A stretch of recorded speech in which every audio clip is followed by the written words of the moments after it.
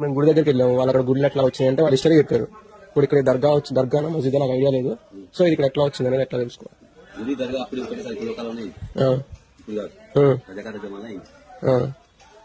అంటే మా ఆ గుడిలో ఏమో ఎప్పుడో ఒక 500 ఏళ్ళు 1000 ఏళ్ల క్రితం ఉంది అన్నారు.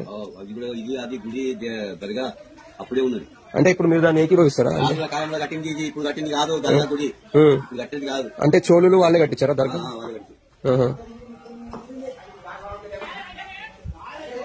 కాదు చెప్పండి. అంటే దీని విశేషం ఏంటి, ఉపయోగం ఏంటి?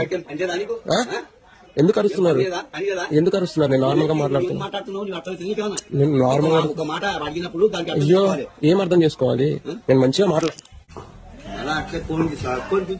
సో ఇట్లా జరిగిన వెంటనే ఒక 10 మంది వచ్చారనమాట.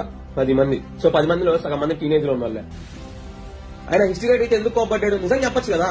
మీ గుళ్ళని కూల్ చేసాము, నేను ఇక్కడ దర్గా కట్టుకున్నాను, నిజం చెప్పొచ్చు కదా. చెప్పరు. ఇప్పుడు కూడా మారకపోతే ఇంకో 100 ఏళ్ల తర్వాత కూడా మన నోరు ముయించేస్తాం. మన నోరు మూసుకొని ఉండాల్సి వస్తుంది. ఒకళ్ళు క్వశ్చన్ చేయడం స్టార్ట్ చేస్తే స్టార్ట్ చేయాలి.